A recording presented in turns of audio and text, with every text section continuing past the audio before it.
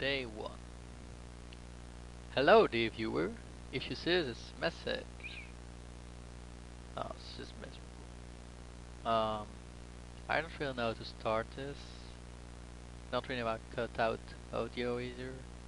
I'm not a journalist or a spokesperson. I'm just a scientist. Jonathan Riviera, PhD in biology, currently working for Archangel Corporation, whatever. I felt like I should record something, because the sun disappeared. Everywhere. It's 11 AM right now, but there's no sun. It just didn't rise this morning. There's no moon either, which kinda makes sense, it's not meant to be night. And my company, Archangel, made an announcement on TV. Thought they would want to keep calm, the usual. I don't know what we're supposed to do next. We were all dismissed from work today. I try to keep this updated. Day 2. Archangel Security came to pick me up today. They say they were to transport all major personnel to the big facility at Seraphim. I thank them for the honor. Well, the Archangel Security boys do not laugh. They escorted me and a couple of their employees to an airliner, and we flew on a regular flight to Toronto International, although we had bodyguards all around. I think the aircraft even had an escort. I saw an Archangel F-14 jet flying by the left wing. Pretty close too. Once at Toronto, he took us on a helicopter, a model which I've never seen before. Probably experimental technology or something. We flew on it for the rest of the flight to Seraphim. We landed at around 6 PM, I think. Still dark out there, so I can't know for sure. I'm not getting used to it. But we're all trusting clocks and watches now. Day 3. We had a big briefing today with researchers from all over America attending the conference. The astronomers call this a Scheisen scenario, or 3S for short. Basically, the sun didn't just go out as like a light bulb, rather our planet just stopped rotating. For reasons still unknown, we don't suffer from any cataclysmic weather consequences yet, but the astronomers say they were still keeping an eye out. This also means that, in theory, the other side of the planet is inhabitable. The sun still shines over there, so they want to launch an expedition. They're sending out a new long-range surveillance drone, and hopefully it will reach the other side of the planet. If that does work out, they also showed us a research ship they have, whose names are Resonance, and with 2 nuclear engines could probably ferry people to the middle of the ocean. I don't know what they will plan next after that, but I'm sure time will tell. Day 5. Seraphim is huge. I got to visit the top of the launch tower today. It's not fully functional yet, but it's very impressive, both from afar and from inside. In other news, I saw an AN-225 roll out today. They're using it as a launch platform. Later tonight, they'll load the drone onto the Riviera and fly it out as far as they can, to give some more range and altitude to the UAV. It's not much, but it might help their expedition.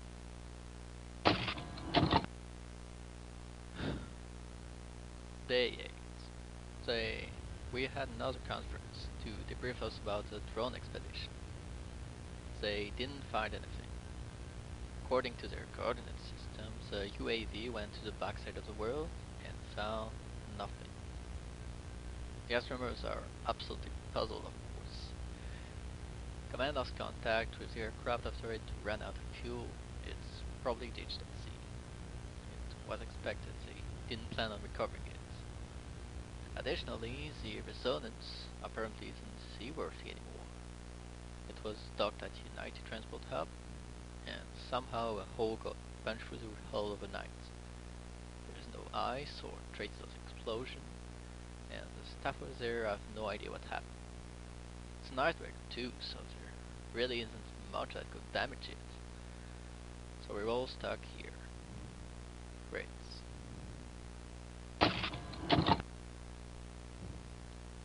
Day 20. I think I missed a few entries. We had to get into a daily routine eventually. But more news first day, and we had another conference. Multiple ships and aircraft disappeared, both local and intercontinental routes.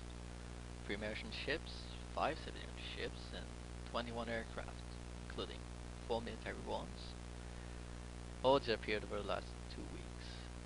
No debris or signals have been recovered from any of those. We aren't sure whether these disappearances are linked to foreign military, bad weather conditions, something else. All international travel is banned anyway now. Better for safety, I guess.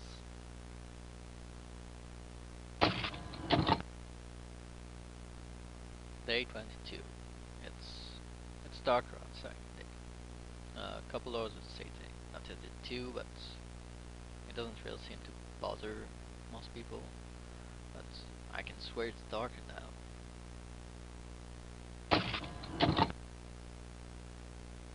Day 25. The facility is on soft lockdown now. There's a fake fog outside and it started snowing. HR don't want anyone getting lost in the night, so we can't go out for now. We've also lost contact with Unit Transport Hub. Apparently, we're on our own now.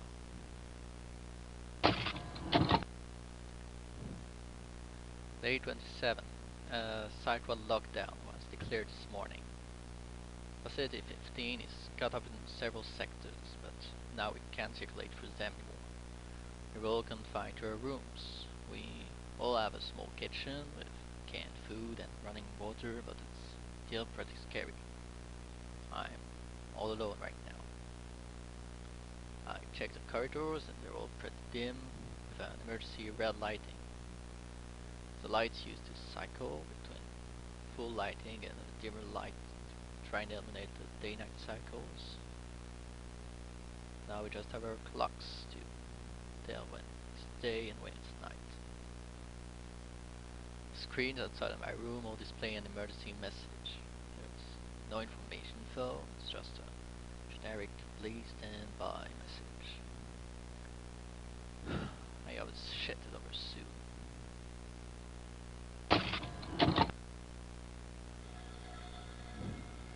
I don't know what day or time it is. The clocks have all stopped for a few days now. There's something in the corridor. It's not personnel, soldiers or anything. It's breaks the walls and goes back and forth and back and forth.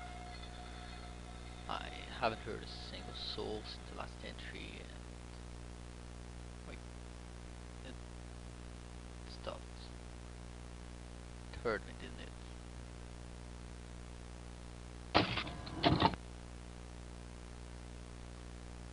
It's been 2 hours, I think.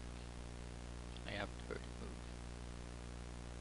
I kind of thought this room has a pepper gun stored in the kitchen for emergency situations. I've grabbed it. I've never used one of this thing, but it looks simple enough to use.